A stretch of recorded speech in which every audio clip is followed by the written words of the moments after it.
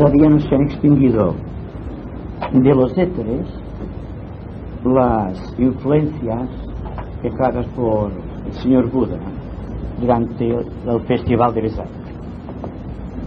Esto viene a significar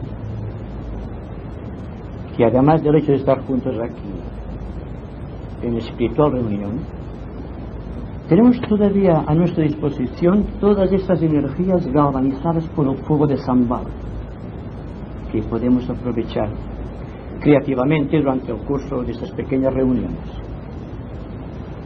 Es decir, que cuando hablamos de un cursillo sobre Agni Yoga, yo mejor dicho definiría, vamos a tener unas conversaciones, un coloquio entre amigos, sobre lo que el maestro tibetano define como el yoga del nuevo era. Todos conocemos los yogas conocidos, pues son conocidos porque se mueven dentro del ritmo de lo habitual. Pero ustedes saben que el mundo ha cambiado mucho desde los tiempos de Patanjali, cuando se inició por primera vez las prácticas del Raja Yoga. Ha llovido mucho desde entonces, y tal como diría un maestro de la jerarquía, los tiempos presentes no son ni mejores ni peores que los de antes, pero son totalmente distintos. Por lo tanto, no podemos enfrentar los nuevos tiempos con la capacidad necesaria de comprensión y adaptabilidad siguiendo el ritmo de los yogas anteriores o de la frecuencia vibratoria a la que anteriormente nosotros hacíamos un cultivo excepcional. ¿Significa esto que vamos a dejar todos los yogas? Yo diría que vamos a hacer que los yogas que estamos actualizando en estos días tengan una virtud especial, que le vamos a dedicar una atención tan profunda que los vamos a dignificar. Estos yogas deben ser dignificados. Por lo tanto, todo cuanto haremos durante esos 4 días es tratar de dignificar el yoga en todas sus expresiones, lo cual viene a significar, en resumen, que vamos a tratar de dignificar nuestra propia vida y convertirnos en entidades francamente, profundamente sociales. Si logramos esto, podemos dar por bien empleado el tiempo que hemos estado juntos y todo cuanto vayamos a discutir.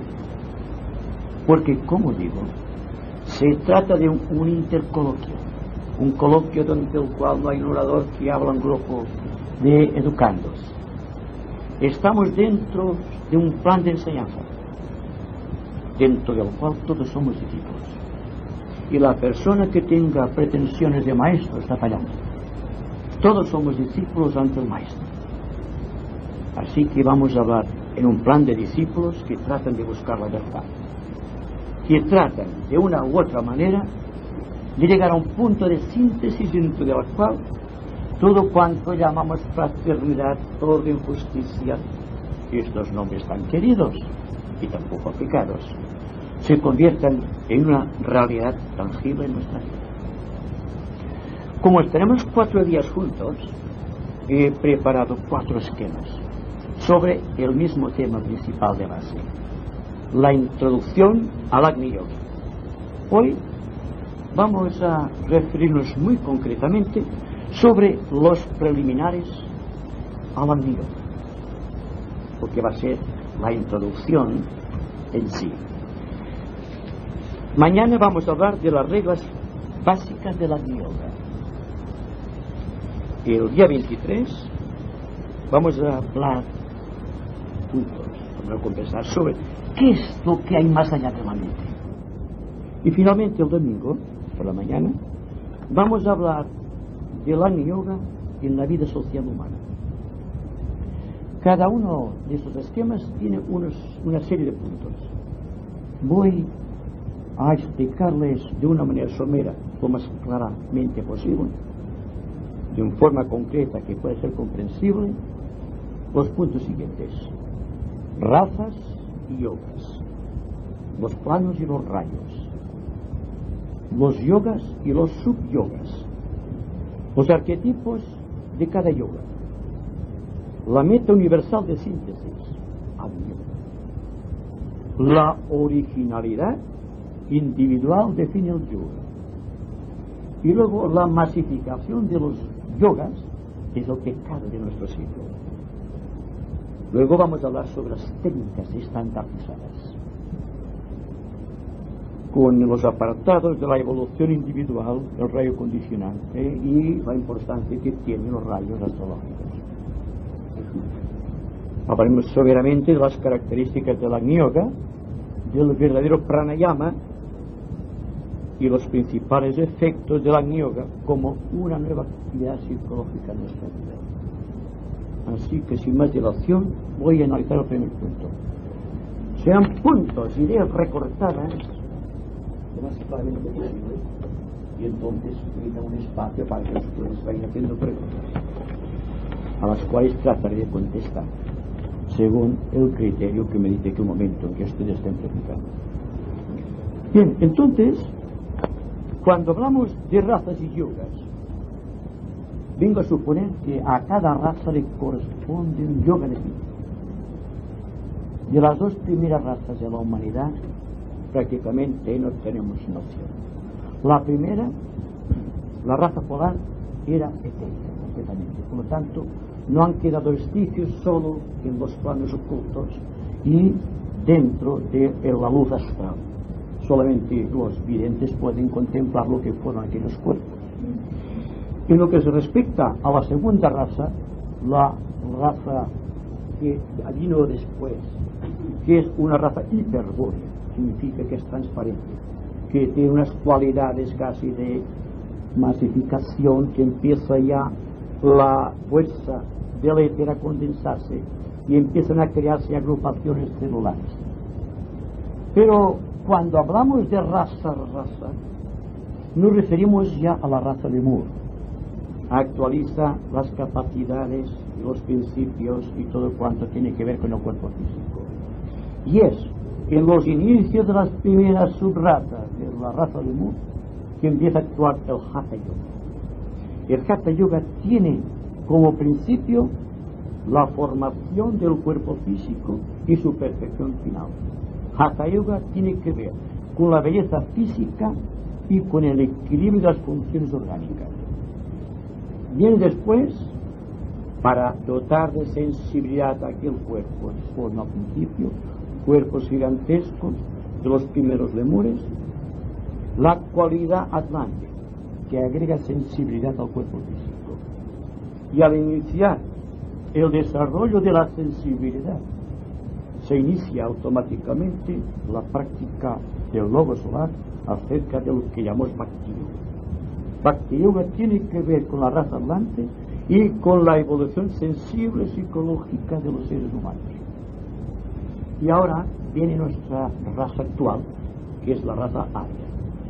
Esta raza tiene como fin y como principio la mente, la educación mental, el control de todo el equipo de la personalidad y la creación de la antakarana. Hablaremos muy detenidamente acerca de la antakarana. Y cuando hablamos de yogas y subyogas, nos referimos que cada raza tiene 7 subrazas.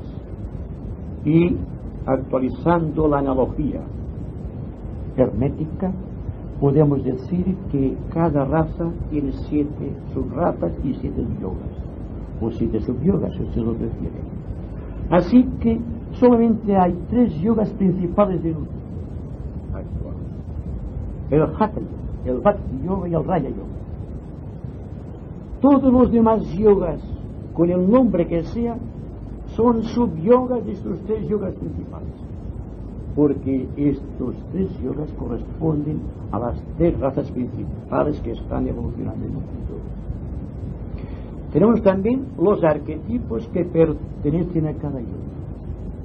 Como decía al principio, el arquetipo del Hatha Yoga es la belleza. belleza que no sería tal si no hubiese un complemento de equilibrio de las funciones orgánicas. Así que cuando hablamos del arquetipo o la meta que persigue el Hatha Yoga, debemos referirnos a la belleza física y al equilibrio de las funciones orgánicas.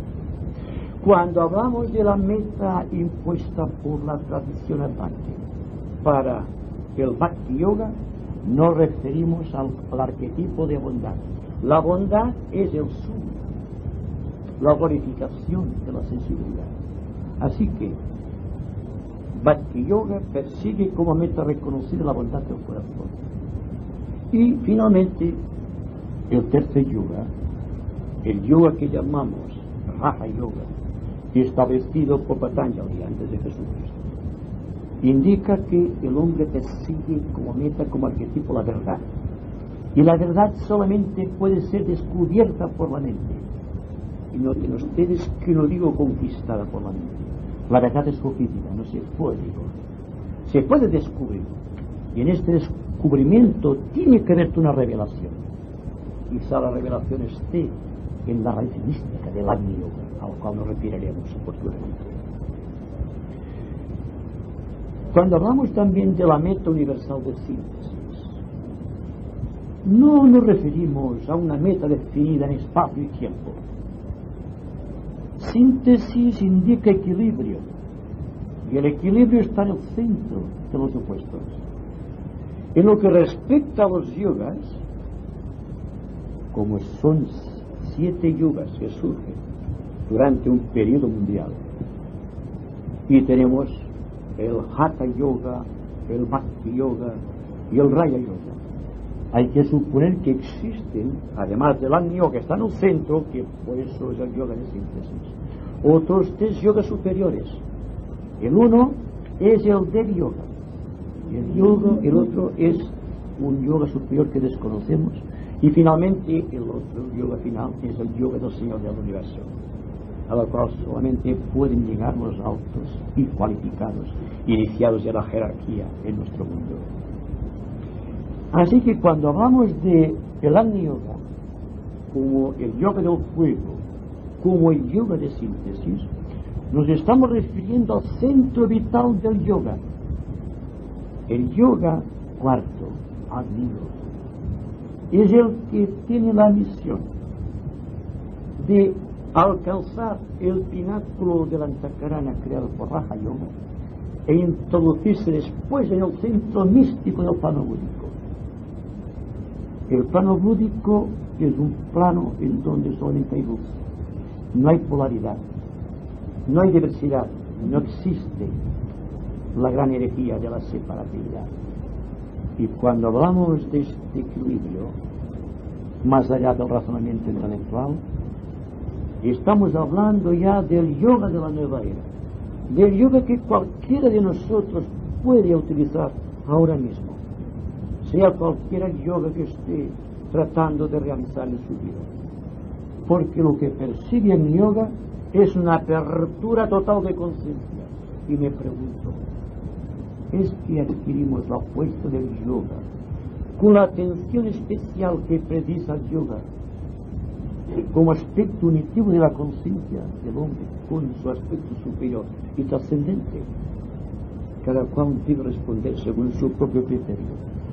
Porque si la persona está trabajando muy atenta y profundamente acerca de cualquier yoga, este yoga forzosamente tiene que llevarlo a iniciación, porque hay algo superior, algo trascendente, algo místico, es el perfecto equilibrio de las funciones dentro del propio yoga, siendo yoga un término que define el aspecto unión del hombre con su creador.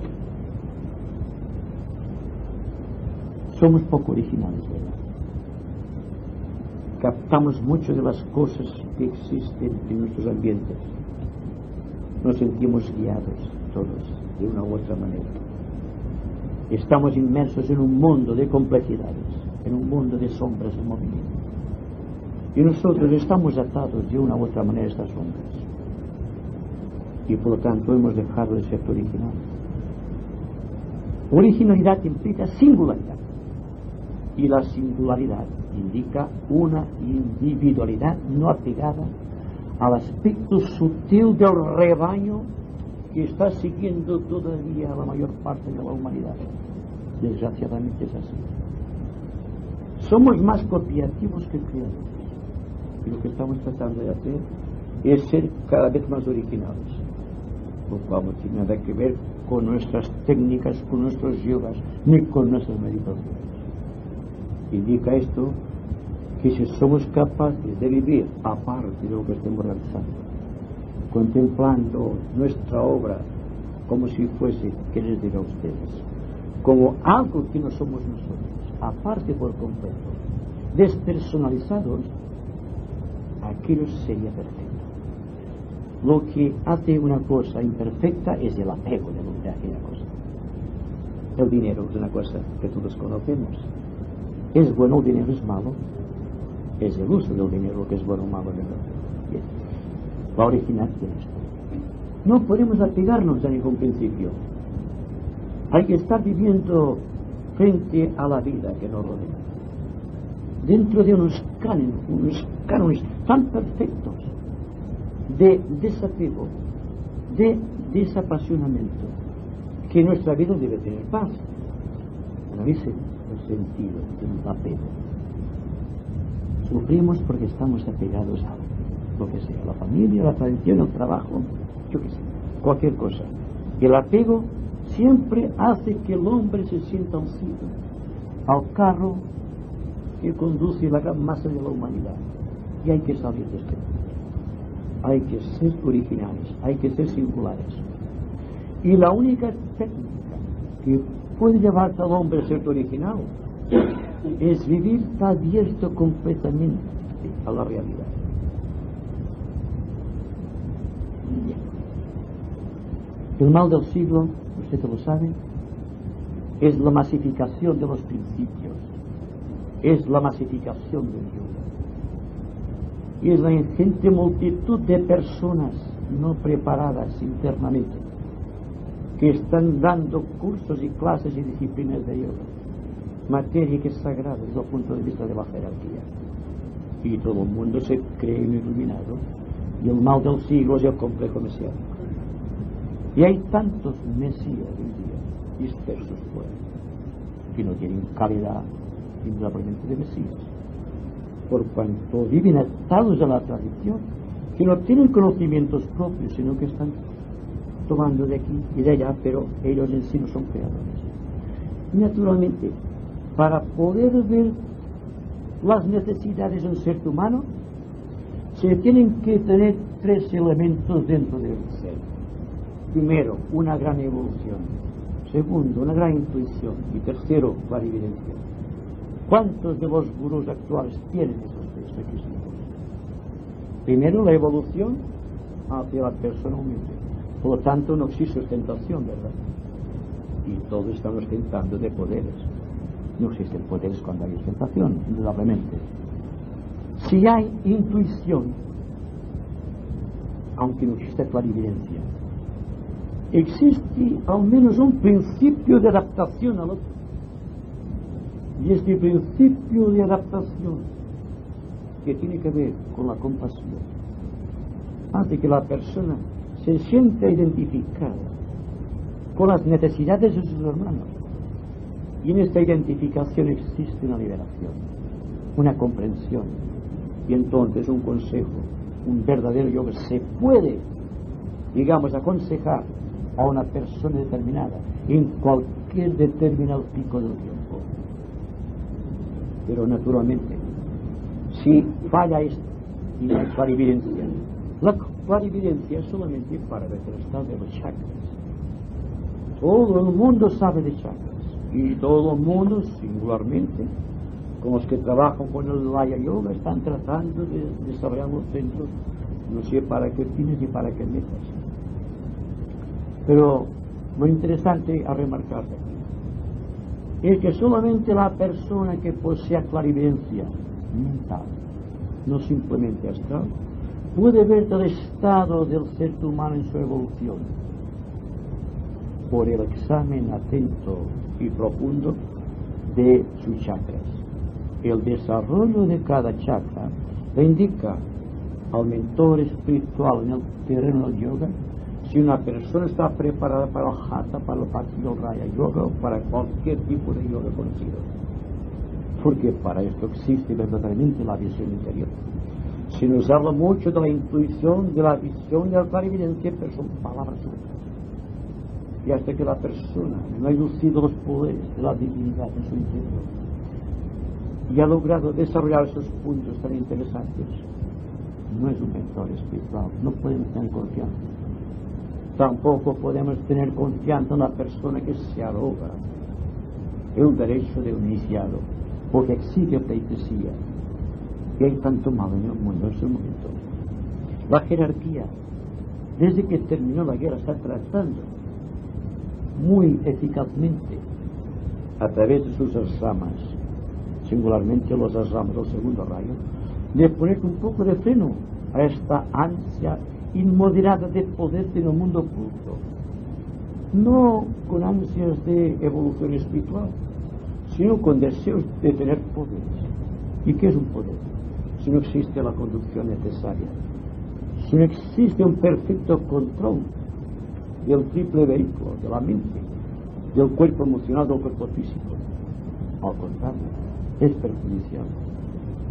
Agni Yoga, ante todo, deja al ser dentro de la más profunda humildad. El ser debe verse tal cual es, no tal como cree.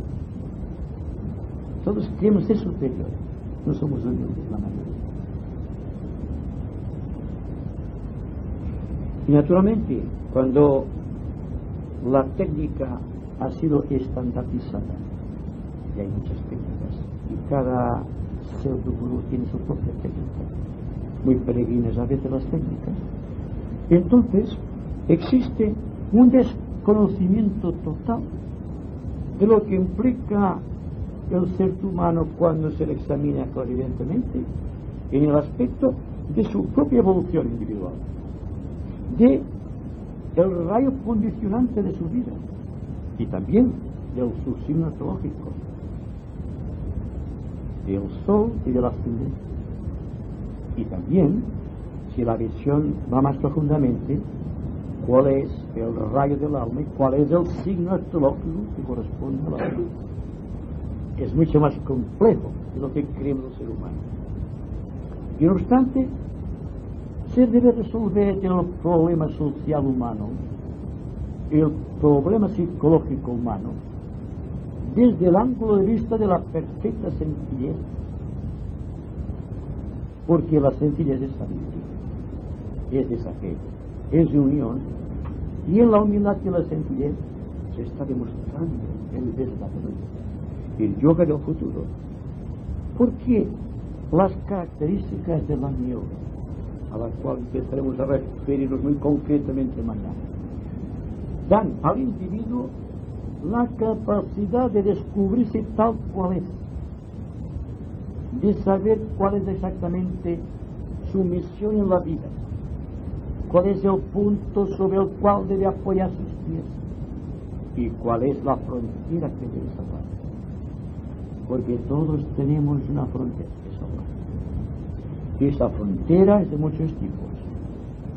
Generalmente, esa frontera es el cuerpo emocional. De ahí la profusión del Bhakti Yoga en la actualidad.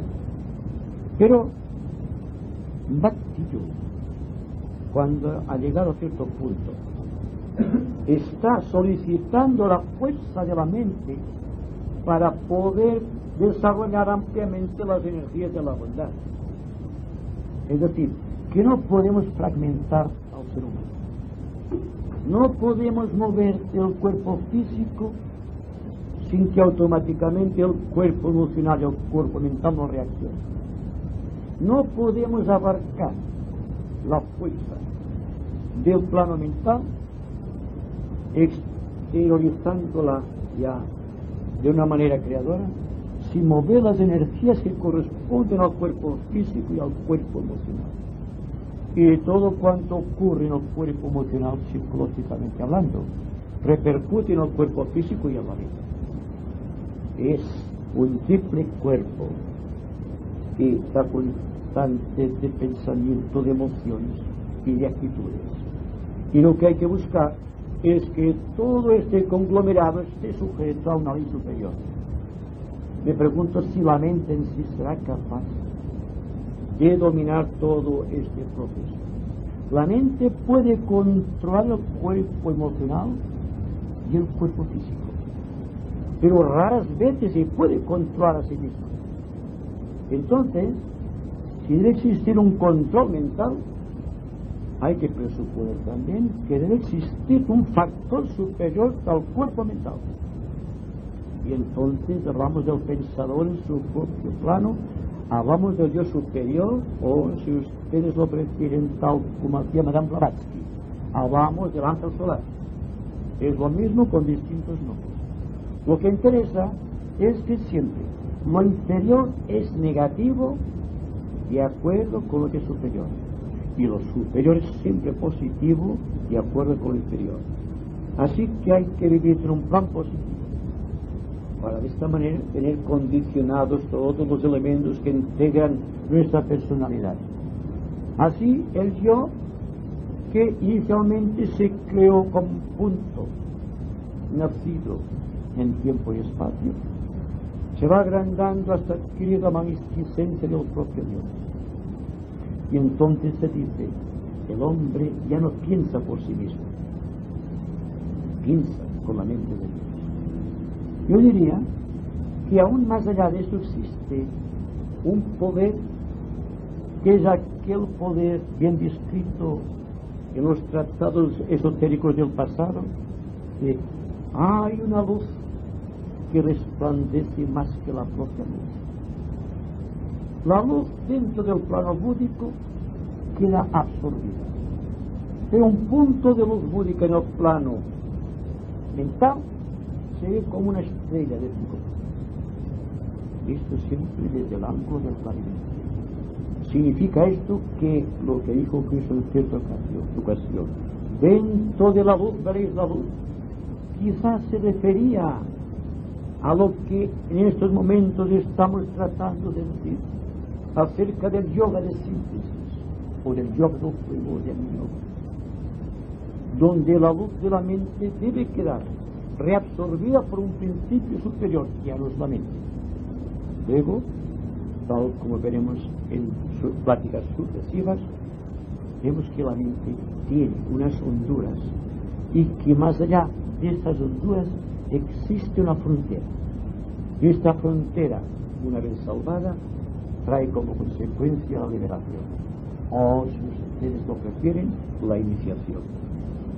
La iniciación siempre está más allá de las fronteras de la vida, sea cual sea el tipo de iniciación. Y naturalmente, como vamos a vivir de una manera muy distinta a cómo vivimos en el pasado, o al menos hay que tratar humildemente de hacerlo, veremos que la forma de respirar, el pranayama que corresponde a cada persona, tampoco puede ser generalizado. Cada cual tiene sus propios ciclos, y cada uno de estos ciclos lleva como consecuencia un tipo particular de respiración. Pero cuando hablamos de pranayama, le asignamos al pranayama un aspecto genérico, con la cual no hacemos sino robustecer la idea de la masificación del yoga. El yoga de esta manera ha perdido su capacidad creativa y la respiración se ha vuelto general, no es particular, nada tiene que ver con la originalidad del ser, ni tampoco con su absoluta singularidad.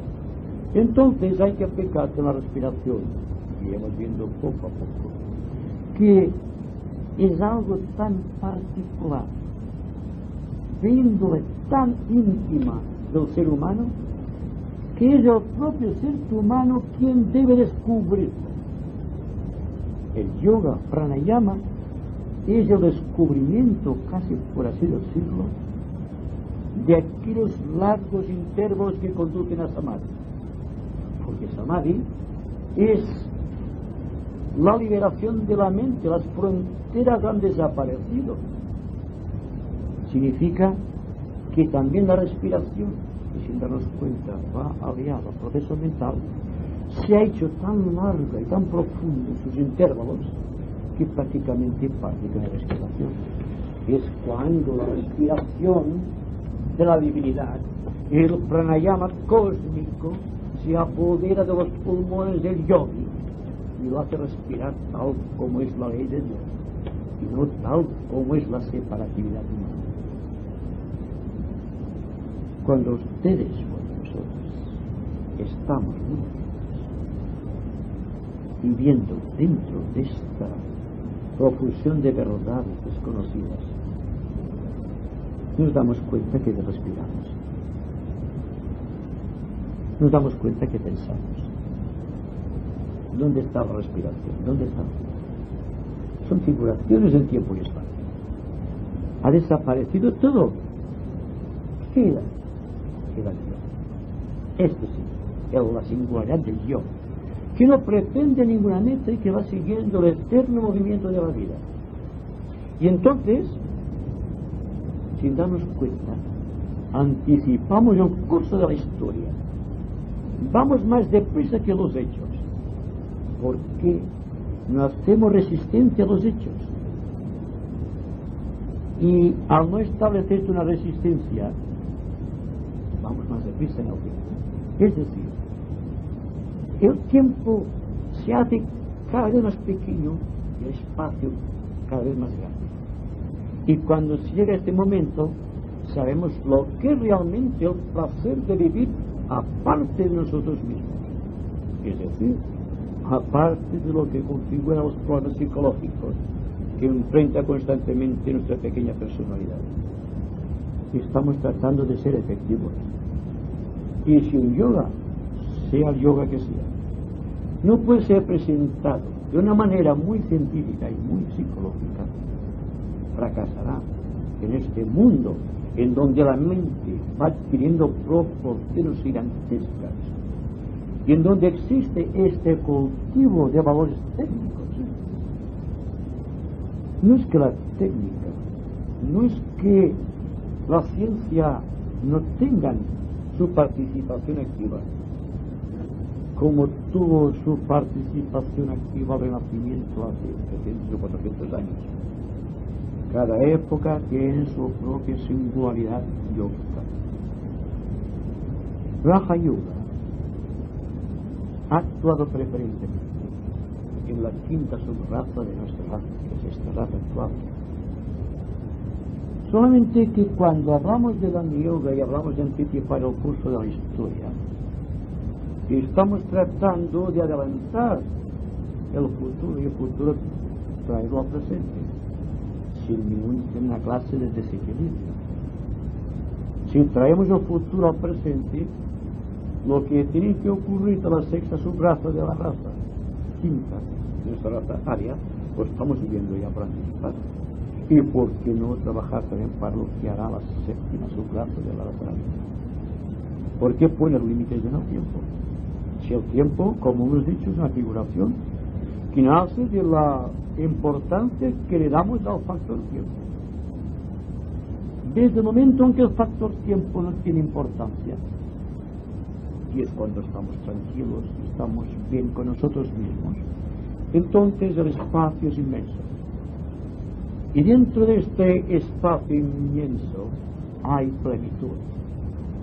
Si un yoga no trae plenitud, ¿para qué queremos el yoga? Más vale que cualquier cosa que nos dé plenitud. Un yoga con esfuerzo no puede traer plenitud. Yo creo que ahora nos estamos esforzando y estamos tranquilos.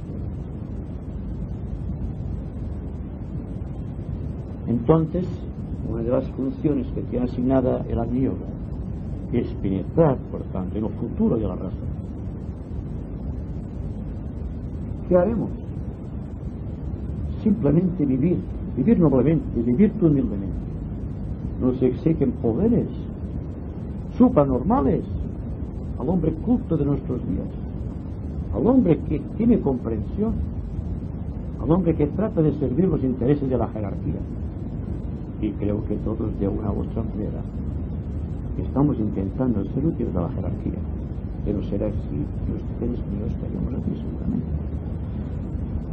Y también nos va a dar como consecuencia visualizar unas metas tan amplias e influyentes que el tiempo como factor condicionante ha prácticamente desaparecido de la conciencia. Nos damos cuenta de que podemos vivir sin tantas crisis, sin tantas tensiones, sin tanto odio acumulado, sin tantas necesidades, sin tantos problemas psicológicos. Si al final de estas pequeñas charlas, de este intercambio entre amigos, podemos adquirir una imagen más perfecta de la plenitud de la, digamos, menos importante las cosas de la mente y de las emociones y a lo demás, creo que vale la pena que nos vayamos a pensar.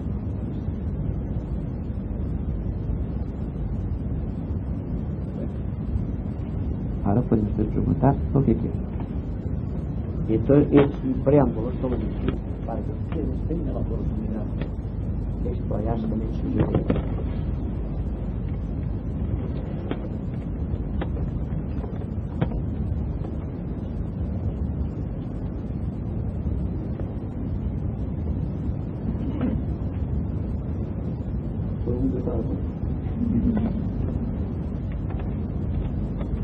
Yo creo que siempre hay algún punto en el cual se pueda tratar más ampliamente.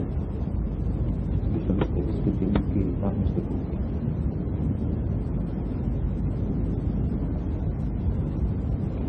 Si no, continuaremos.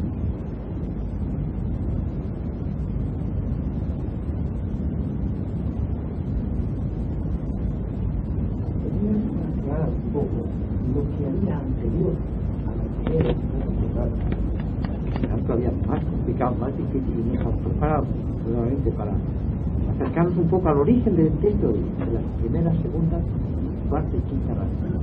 ¿Qué existió antes? Es decir, la pregunta va dirigida a lo que nos conocemos por la antroposofía, que habla de los Saturno, los Sol, las antiguas lunas, como hemos llegado un poco. Bueno, ahora que cuando hablamos de yoga aplicamos la similitud a las dos primeras razas, unas razas que han desaparecido del planeta, primero porque no tienen huesos. El hueso perdura muchos siglos.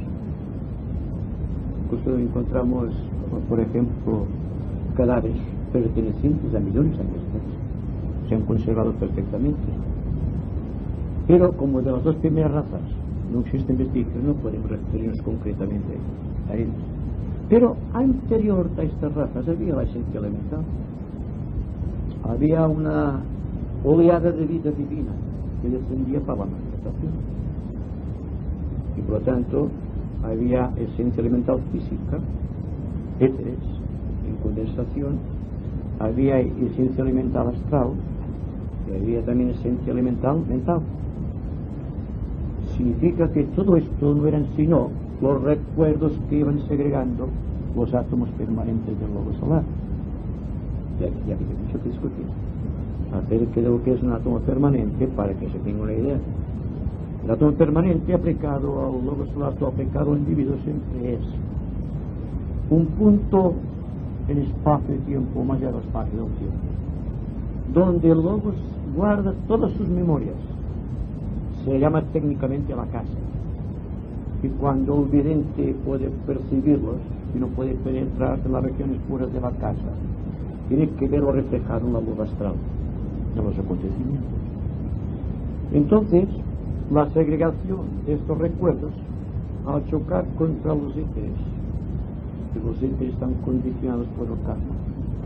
La primera de las grandes verdades que se nos dicen, que cuando el logos adquiere su universo, todo el éter que él está tratando de manipular, creando un término científico, es kármico, o viene coloreado por el karma, como dice el maestro tibetano.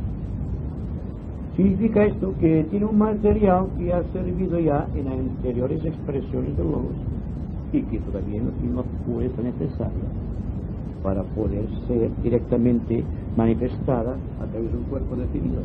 De ahí la prueba del globo solar para atacar a través de cada uno de los planetas de su universo lo que será una humanidad.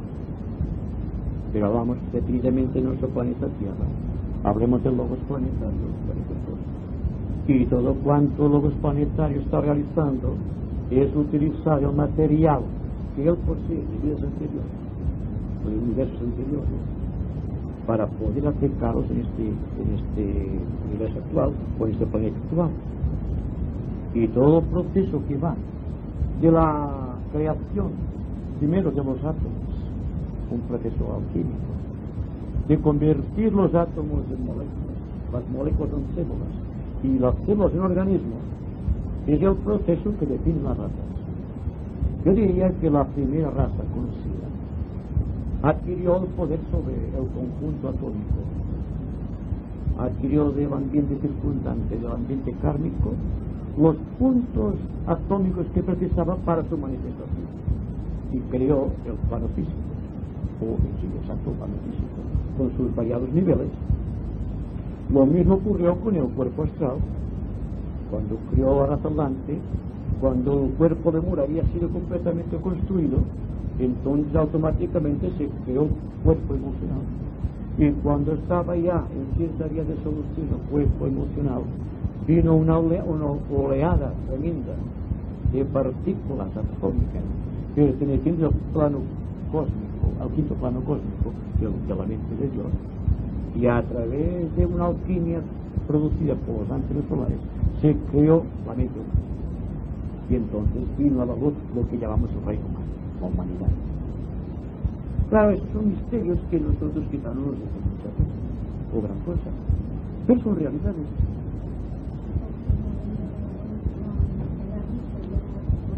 ¿Cómo? Bueno, pues no he leído mucho a Darwin, pero le voy a decir una cosa que es lo que interesa. Yo no sé lo que dice Darwin exactamente, solo sé que busca la purificación de las especies. Sí, pues naturalmente que existe una evolución de las especies.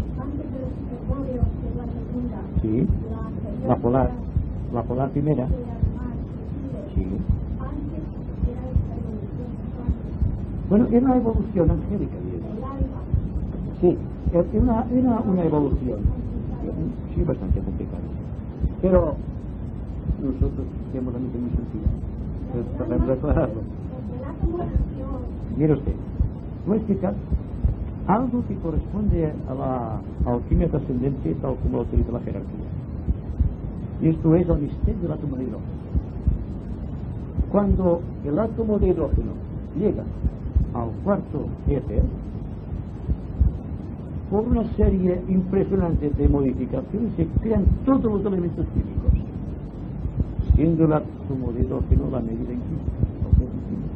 Hasta Lorentz, que tiene 103 protones por 103 átomos de hidrógeno, todo es un agregado de átomos que van creando todos los cuerpos. Cuanto más masivo es el cuerpo, más contenido molecular de átomos de hidrógeno.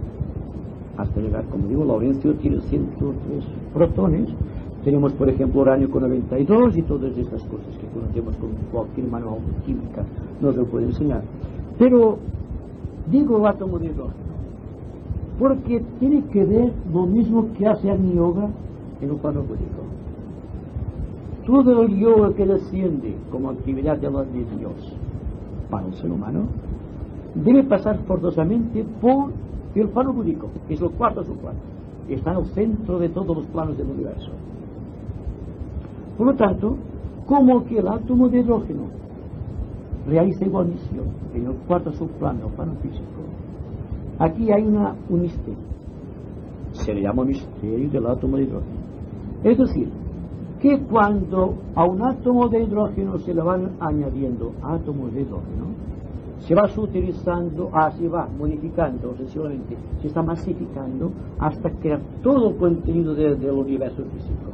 Pero cuando el átomo de hidrógeno le van restando unidades atómicas, porque dense cuenta, quienes han leído química oculta del líquido de Madame Bessa, se darán cuenta que el átomo de hidrógeno solamente tiene un protón y un electrón, sino que existen 18 cuerpos menores, llamados anus,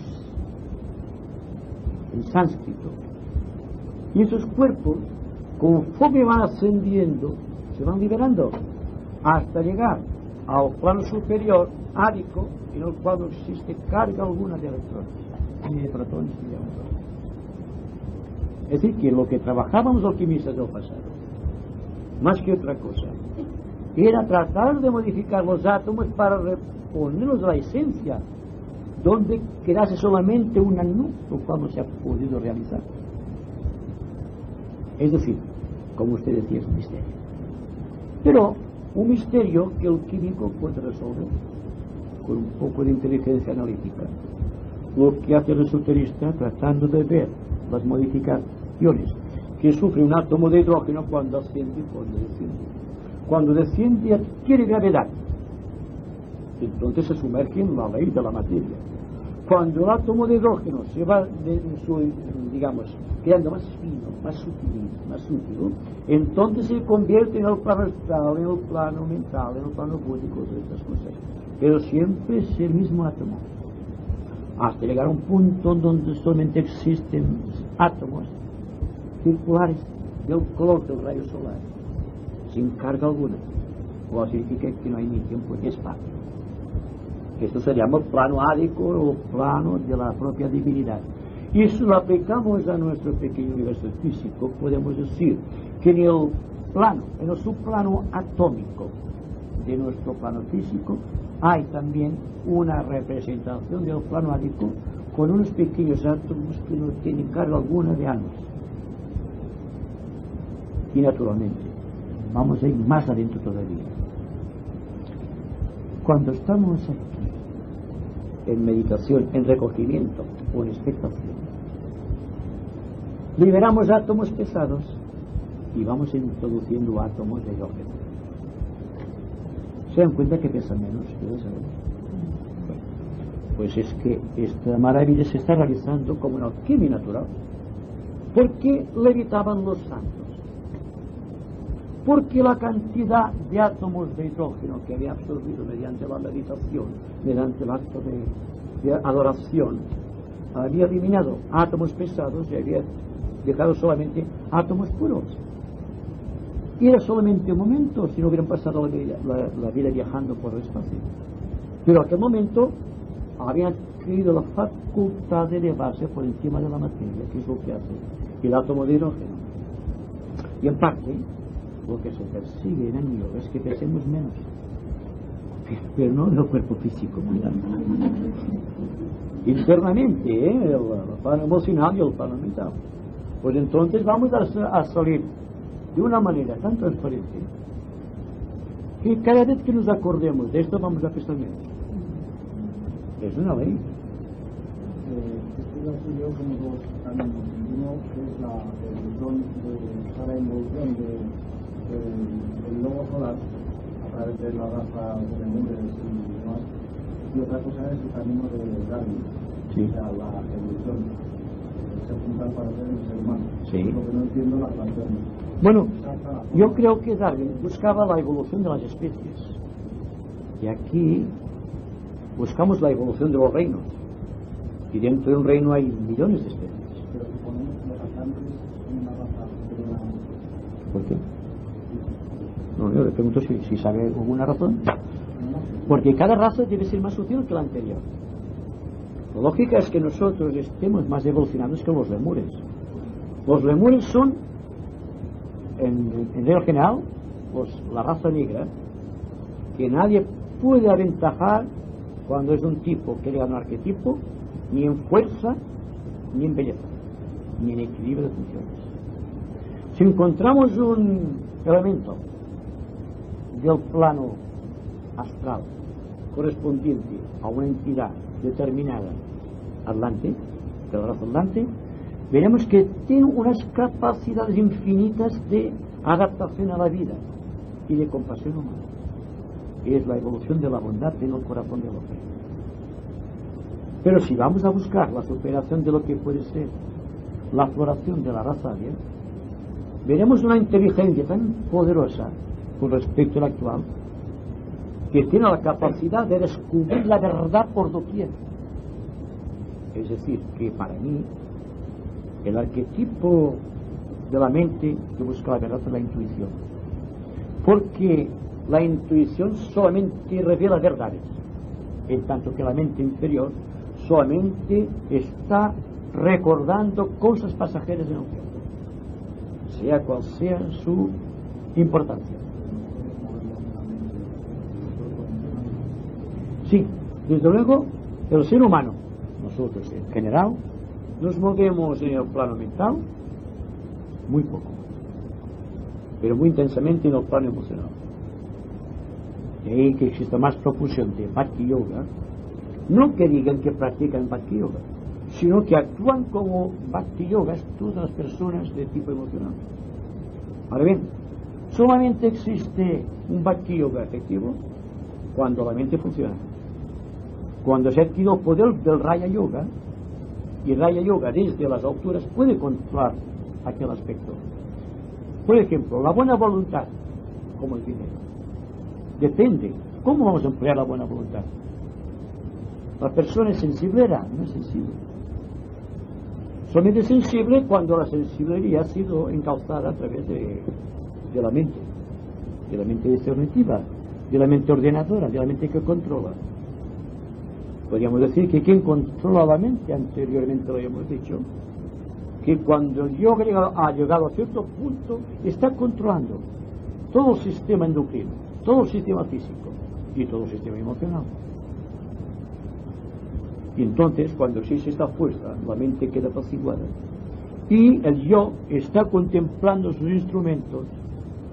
La mente se ve completamente aparte de los pensamientos y el pensador se ve completamente aparte de la mente, y las emociones son consideradas como efectos pasajeros dentro del cuerpo astral del sensible o de la persona que está atravesando un momento, digamos, de crisis.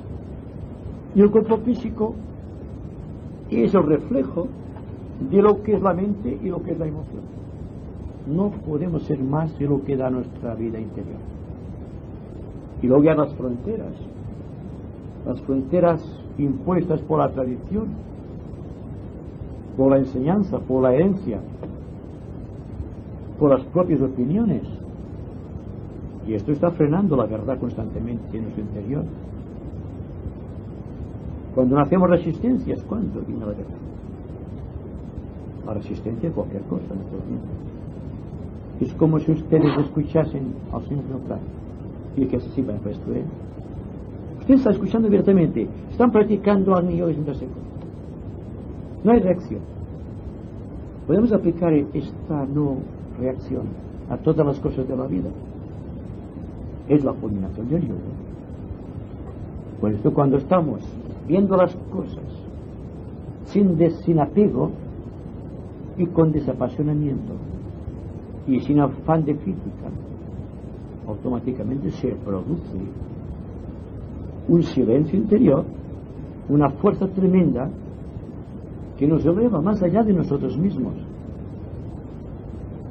Hay personas que tratan de recuperar la mente, y cuando tratan de recuperar la mente prácticamente ha desaparecido la plenitud. Bueno, pues entonces, sabiendo esto, es mejor que vayamos viviendo sin recuperar la mente. Y es que no dejaremos de pensar. Vamos a eliminar las modificaciones del pensamiento, pero no la fuerza del pensador, que se expresa como facultad de pensar. Podemos establecer la distinción entre el pensador y la facultad de pensar, y entre la facultad de pensar y la mente, y entre la mente y el pensamiento, y entre el pensamiento y el cerebro. Pues todo eso está concatenado, lleva concatenado de una forma tan misteriosa que al mover el cerebro movemos la mente, movemos el pensador y lo movemos todo. Y lo que hay que hacer es que exista un equilibrio tan tremendo que todo se refunda en una sola síntesis. Y esta síntesis ustedes están demostrando. es esa expectación. No he captado ya un libro. Me ha dicho que quiere que la raza fuera a nosotros. Es como si la humanidad, o sea, como si las razas hubieran ido evolucionando. Y al mismo tiempo hubieran ido cogiendo la inteligencia, o sea, la mente, el amor, estas cosas, ¿no? Para luego poder evolucionar con eso. Sí. La materia que yo tengo en esta. Sí. Dese cuenta que cuando hablamos de las razas. Pero entonces nosotros seríamos polares, ¿no? En evolución. Quizás sí. Pero es que la raza polar y la hipercúrea no tenían ego. El ego, el yo del hombre, empezó a hacer hace unos 18 millones de años. Existía el hombre animal, tenía un cuerpo humano gigantesco, pero no tenía mente. Fue el misterio de los ángeles solares lo que convirtió a aquellos grandes hombres en hombres con toda justicia, porque entonces tenían mente. Ya no eran una parte histórica dentro de una historia, sino que creaban una historia dentro de una historia. No se confundían con el drama psicológico que se desarrollaba a su alrededor. Establecían una diferencia entre lo que pasaba y ellos mismos. Esa facultad que tenemos nosotros se llama autoconciencia, lo cual no tenían las razas anteriores. Tenían santidad, quizá, tenían un contacto con los ángeles, pero no tenían conciencia de aquello. Si usted tiene felicidad y no tiene conciencia de la felicidad, ¿de qué le sirve la felicidad? Pues que entonces ya no hay necesidad de pasar por la evolución. Precisamente el descender en esta línea de involución aparente es una evolución del ángulo de vista del logos. Es decir que va descendiendo la riada de vida hasta alcanzar el ser humano, y después el ser humano ya busca su propia fuente de procedencia, ya busca a Dios su creador, lo cual solamente el hombre puede hacerlo, precisamente por una particularidad, porque es el cuarto reino dentro de 7 reinos que están en la naturaleza, y está en una cuarta ronda nuestro planeta.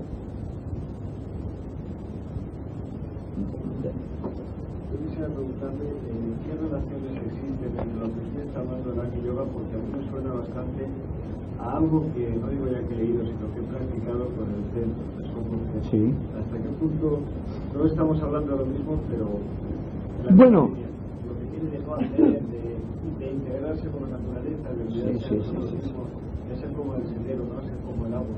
Sí. El Satori, el Nirvana y el reino de los cielos es lo mismo. Es el punto de vista de la persona en cualquier momento del tiempo y del espacio. El Zen practica el desapego y el equilibrio, por lo tanto está dentro de la línea perfecta del Agni Yoga. Ahora bien, como usted sabe, han salido los practicantes del Zen que han destruido la finalidad del Zen, como han salido los seguidores de Krishnamurti que, no habiendo comprendido su mensaje, lo han destruido, y han destruido o tratan de destruir al propio Krishnamurti. Y lo mismo ocurre con el Nirvana de Buda o con el Samadhi, que es lo mismo. Por lo tanto, todo es lo mismo. Entonces, si en grupo pudiésemos mantener un grado de expectación, podríamos decir que estamos practicando el Satori, estamos desarrollando el Satori, que es la culminación del Zen, porque estamos practicando esa expresión nirvánica de la naturaleza, en el cual no existe ni lucha ni conflicto, o estamos llegando a un nivel donde no hay fronteras, y como no hay fronteras no puede haber una resistencia del yo, porque la resistencia del yo siempre choca con las fronteras impuestas por su propio ser. Interesante, a mi entender, es si podemos llegar a un punto de comprensión, sea cual sea el yo. Agni Yoga es un nombre también, en secuencia. Yo hablo de un estado que está más allá de un estado, porque una cosa es un estado de conciencia y otra cosa es una conciencia sin estado. Lo que estamos haciendo aquí es practicar una conciencia sin estado. lo cual significa que no hay modificación mental, no hay nada que reaccione contra la mente.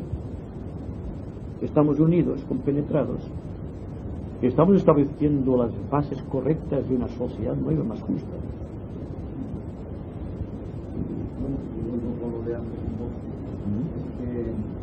Parece que nos hubiera dos emanaciones de logos, una hacia el reino mineral y luego hacia los superiores, y otra pues la involución de las razas estas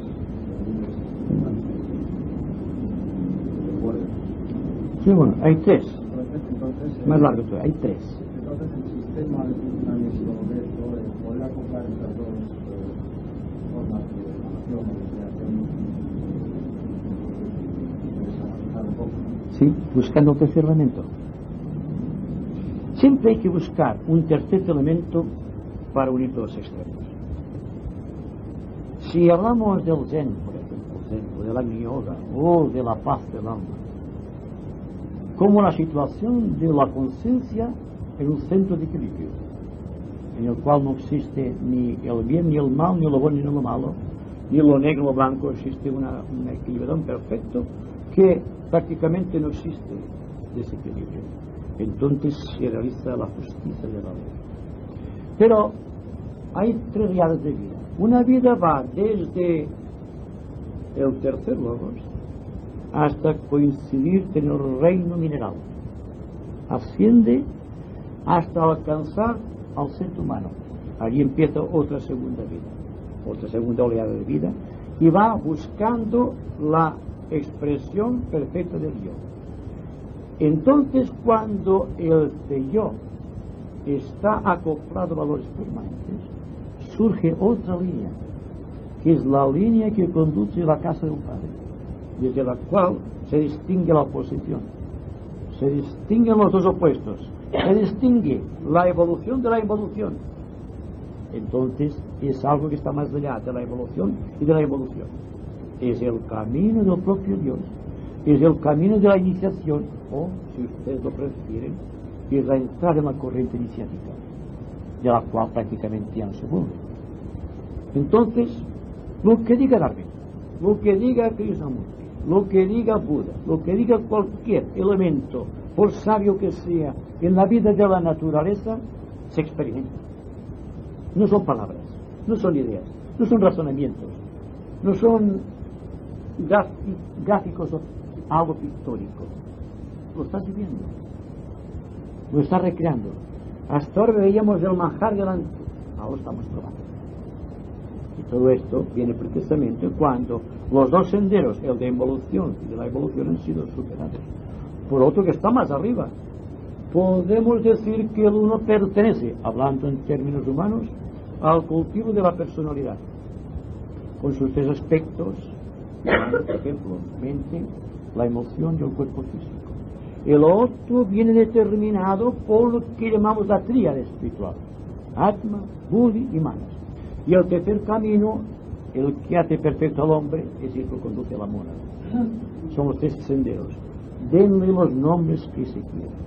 Siempre será la Trinidad universal: Padre, Hijo y Espíritu Santo.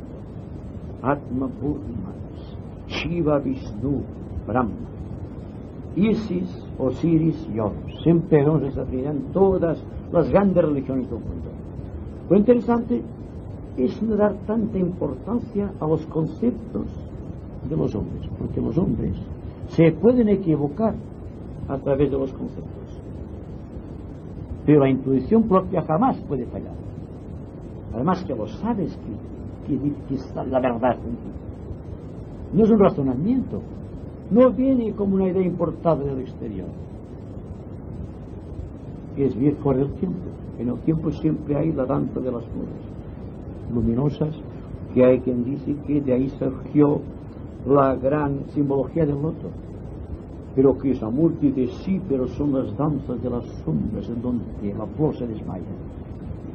Dense cuenta como todos son simbologías que van a parar al mismo sitio.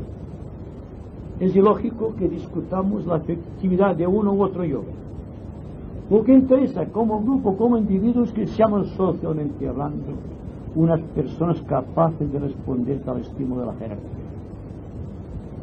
Y si respondemos a este impulso, no hay que preocuparse. Vivimos dentro de esta realidad. Somos esta realidad. Como somos esta realidad, la podemos expandir, la podemos irradiar y podemos convertir todo cuanto surge a nuestro paso en un motivo de bendición. Si logramos esto, podemos sentirnos muy satisfechos.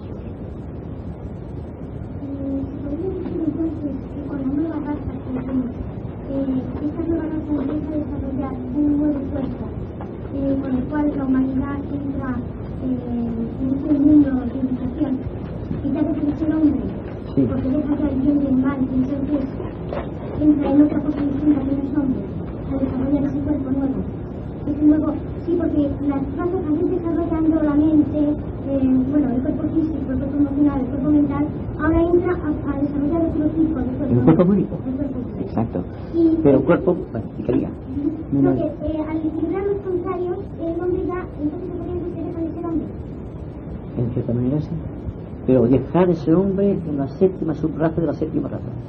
Ahora bien, lo que ocurre es que aquí y ahora podemos encontrar este nexo de unión con la séptima subraza de la séptima raza, porque está la mente de Dios. Y si fundimos nuestra pequeña mente, la mente de Dios, guardando la autoconciencia, seremos conscientes de lo que es aquella raza y lo podemos incorporar a nuestra vida. Entonces, cuando hablamos de la nueva raza, una raza que no utiliza la mente para pensar, sino para distribuir bendiciones, desarrollará el cuerpo búdico. El cuerpo físico será el mismo, pero será tan sutil con respecto al que conocemos como el que nosotros tenemos en comparación con los rudimentarios cuerpos salvajes o cuerpos lémures. Pero precisamente Agni Yoga está tratando de unir el aspecto superior de Manas con los principios del plano búdico hasta alcanzar el centro del plano búdico, que está en el cuarto plano búdico. Si logramos establecer contacto, si quiero una vez, con el plano búdico, ya jamás esa experiencia se borrará de nosotros. Estoy por decir que antes de separarnos habremos establecido siquiera individualmente esos contactos.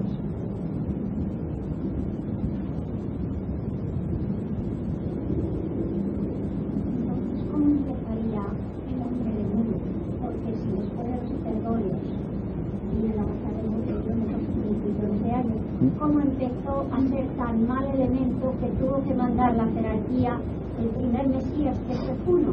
Sí. No sé nada de Juno, pero voy a decir que la jerarquía siempre envía a sus instructores al mundo para ayudar a la humanidad. Pero no olvidemos que la humanidad empezó a ser como cuarto reino hace unos 18 o 19 millones de años, con aquel gran misterio de los prometeos del cosmos o los ángeles solares, que robaron, simbólicamente hablando, el fuego de Júpiter y lo enviaron a la tierra porque los hombres vivían en la oscuridad. Entonces, la representación de este símbolo es que los ángeles solares, procedentes, según se nos dice, del corazón místico del lobo solar, descendieron a la tierra donde estaban los hombres animales y les infundieron alma o mente, y la mente empezó a funcionar sí, en la quinta subraza de la raza de Lemur. Vinieron los ángeles solares. Somos estrictos en estos comentarios. Seguramente no encuentran en los libros, pero tengo la seguridad de que fue así, de que la quinta subraza de la raza de Lemur es cuando vinieron a la tierra los ángeles solares. Lo que interesa es que la tradición de los avatares, de aquellos que deciden para ayudar a la humanidad, encuentre una carga cada vez más fácil para ellos. Que no venga un instructor de la categoría del Cristo que tenga que ser clavado, tal como históricamente se nos dice, en la cruz. ¿Me entiendes? lo que dice el libro de Enoch, que bajaron los ángeles y se acostaron con las hijas de los hombres, no puede. Esto es muy íntimo, ¿eh? Y además, sí, pero usted sabe que hay que saber las cosas. Primero, que está escrito de una manera alegórica, y segundo, que cada cual, debido a su propia evolución mental, interpreta las cosas a su manera.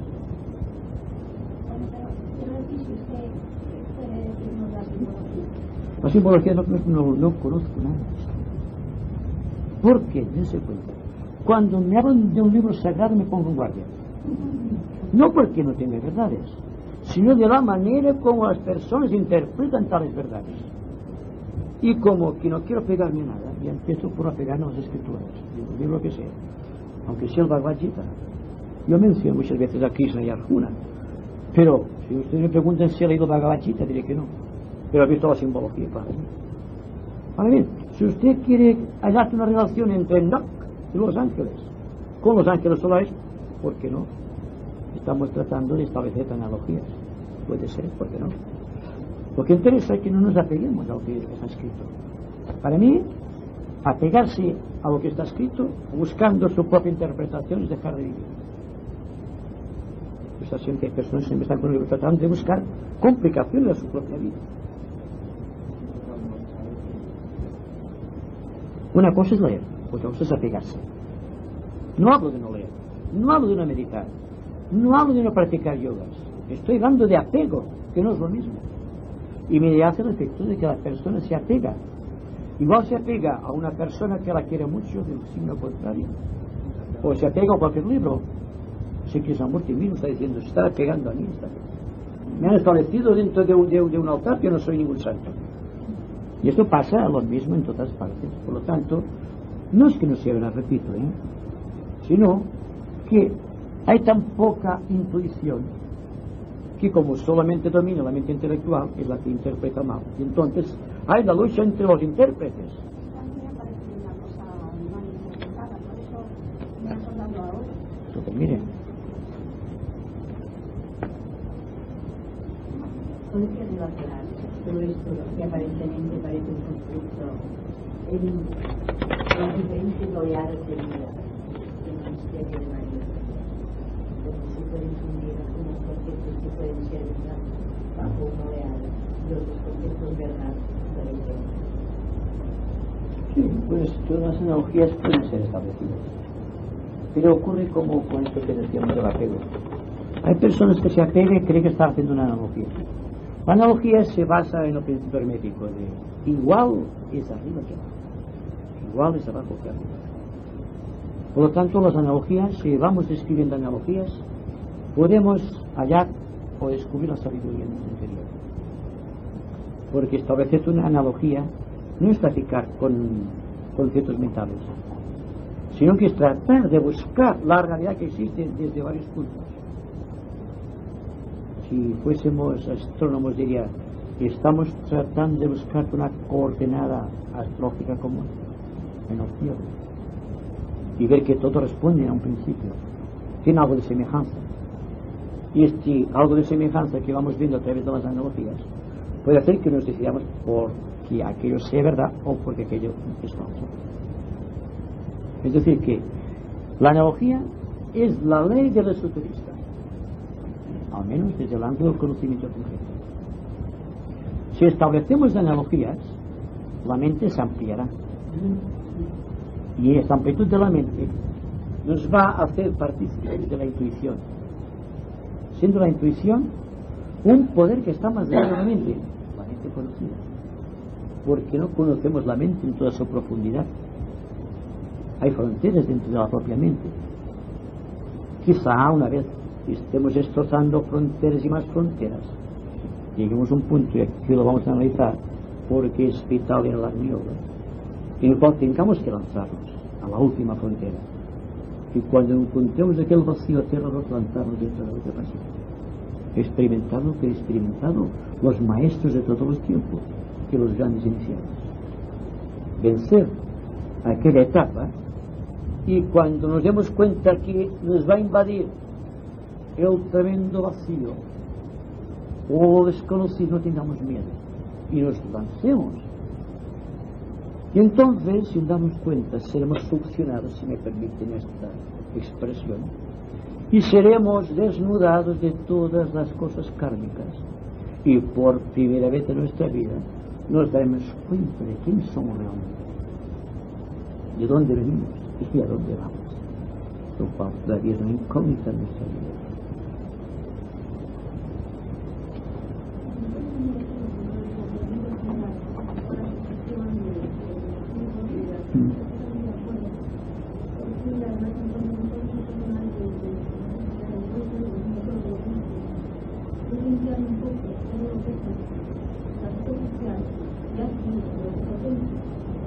Pero el problema está en saber que yo ahora, desde el principio que lo tiene que cuenta, hay que ser íntimo. Es decir, hay que ser con el demás íntimo. Porque yo siempre te puedo decir a la dirección que yo, la gente de normas, principios morales, enseñando, agregando a lo largo del día, una serie de preceptos o normas religiosas. Entonces hay una lucha muy fuerte, una lucha interior, que hay que ver porque yo no me necesito. Y entiendo de una sola conciencia, pero no se nos aprende dando esa actitud, ese proceso de la persona fuerte. Entonces, ¿cómo sé yo realmente si estoy siendo auténtica de mi vida? Pues estoy respondiendo a otra nueva conciencia que me está generando, porque yo sigo siendo un elemento, una sociedad compleja, con unos valores complejos. Entonces, yo diría que debe adoptar la máxima de Buda. ¿Qué dice Buda? Dice: el hombre perfecto vence sin lucha. Cuando la persona lucha es porque hay una resistencia, y al tratar de vencer esta resistencia hay el problema psicológico. Pero ¿qué pasará si cualquier tipo de problema es analizado fría, sosegadamente, sin aplaudirlo ni condenarlo, observando simplemente? Es que no observamos, estamos muy bien resistiendo de una u otra manera. Por un lado criticamos y por el otro ofendemos. No estamos tratando de averiguar la verdad, sino que constantemente estamos evadiendo el problema y preguntamos qué será, qué no será. Dejen de preguntarse qué será y qué no será y examinen el problema en sí. Y se dan cuenta que es tan sencillo y tan poco complicado que quedarán asombrados. Cuando una idea es examinada sin aplausos, sin condena, desaparece. Traten de hacerlo. Como aquí ahora mismo no hay problema. ¿Por qué? Porque están examinando sin aplaudir ni condenar. Es que es una realidad que aparentemente es tan difícil de poner en práctica, y precisamente porque es tan fácil, todo el mundo busca la complicación, y cuando la complicación llega a su máximo de poder es cuando sobreviene el complejo psicológico. Todos los complejos psicológicos son reacciones, son luchas dentro del inconsciente, porque el ser humano se está aplaudiendo con él.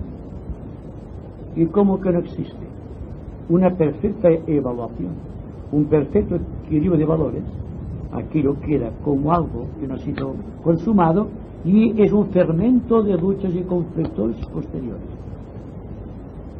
Pero si se examina cualquier problema, hablo con usted, el problema es usted, pero todos tenemos esos problemas.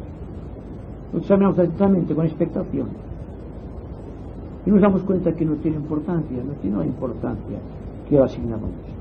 Porque aplaudir es establecer una resistencia, y el condenar es establecer otra resistencia.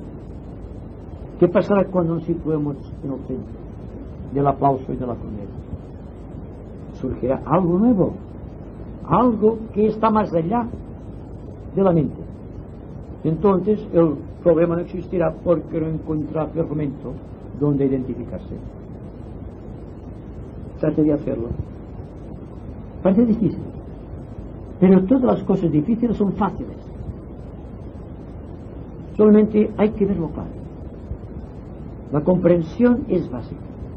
No podemos eliminar ningún problema si no el problema no es bien comprendido, no es completamente examinado, no es atentamente considerado, sin temor. Y veremos que al ver temor no existe ninguna lucha, no existe fricción y por lo tanto no puede existir sufrimiento.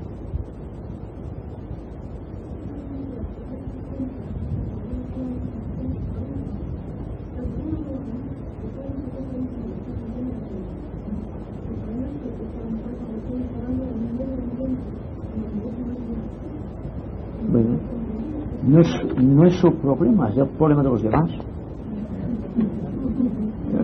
El caso es ver el problema en sí. Es usted que está pegado a aquello. Ellos no tienen nada que ver con usted en el aspecto psicológico. Puede haber una persona o varias personas que se encuentran de usted. Si usted no está contra ellas, no pueden hacerle nada. Eso ocurre con las ideas. Si la persona se da cuenta de que está atada, lo que debe hacer es examinar aquello con mucha atención y con mucho amor. Y aquello tiene que deshacerse. No debe existir problema. Existen porque nosotros pues estamos avivando con el fuego de nuestras propias pretensiones individuales, porque no somos humildes en el fuego. Y como creemos que estamos superiores a los demás, establecemos medidas, y cada una de las medidas es un punto de resistencia. Ahí está el problema. Y establecemos demasiadas medidas, demasiadas supervaloraciones. Y cuando existe una supervaloración, una subvaloración de nuestras propias ideas y de nuestras propias consideraciones, podemos caer fácilmente en el error. Se trata de vivir tan sencillamente como podamos, sin dar mucha importancia a nosotros mismos. Y nos damos cuenta que jamás habríamos vivido tan bien como en aquellos momentos en que no sentimos nada. Sin pretensión alguna, no perdemos el ser, sino que el ser se está haciendo cósmico. No es lo mismo que perderse, que aniquilarse. Es adquirir conciencia cósmica. ¿Se cansan ya? Entonces es ver las cosas como son. Exacto. Y dejarlas quietas, sin comentario. Sin comentario. Los comentarios es la no dualidad. Por ejemplo, yo veo esas flores, pero nada más vistas como las veo por ejemplo, sin comentario. Exacto. ¿Para qué sirven si del bien o del mal? Si van a estar o van a estar. Verlas tal como son. Exacto. Y ver las cosas tal como son, sin comentario, para mí es la realidad. Exacto. Pues es lo que estamos diciendo aquí. ¿Eh? Estamos diciendo esto todo el rato. Porque nosotros cuando contemplamos algo nos identificamos. El problema está aquí. Entonces cuando miramos las cosas objetivamente, y cuando no existen, existen. Exacto. Bueno, es que entonces existe una resistencia a esto que ya está hecho ya. No hay que modificarlo, esto ya está.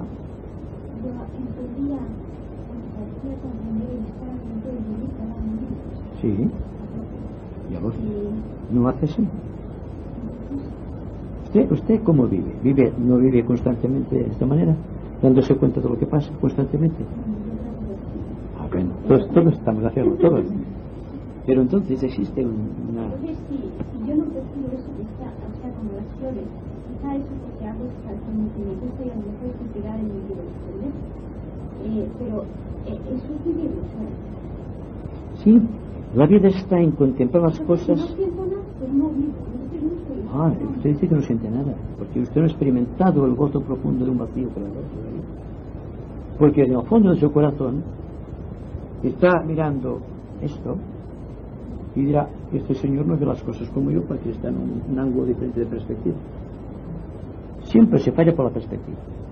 Usted no puede ver esta cosa como ese señor. Ni ese señor me verá a mí como me ve usted. Que me verá del lado derecho, me verá al izquierdo. Y si nos lleva otra vez así, se equivocan los dos. Tiene que pasar cuando me vean a mí tal como soy, tratando de verme tal como soy, lo cual significa que no va a tener ningún comentario sobre el señor Beltrán. Quedará una paz o un rechazo de valores, eso sí. Y ustedes dirán, o voy o no voy. ¿Por qué? Porque ustedes han decidido porque hay algo del señor Beltrán, no algo en ese caso como el señor Beltrán como una cosa excepcional, sino en un sentido pictórico. Si usted se da cuenta como es el señor Beltrán, usted no reaccionará, y que el señor tampoco, ni nadie reaccionará. Solamente reacciona la persona que quiere aceptar un comentario sobre algo que desconoce. Y evidentemente, cuando la persona desconoce algo, no puede hacer comentarios. Y todo el mundo hace comentarios. Y el proceso estará. Una vez que me preguntaron, ¿usted qué opina de eso? Hace muchos años que no opino. Exacto. Es la opinión, es el punto de vista nuestro. Exacto. Tanto de sí, exactamente está. Punto ninguno, entonces estamos en el centro. Bien, una cosa es leer luego. Ya voy a terminar ahora. Porque quedan 4 días todavía.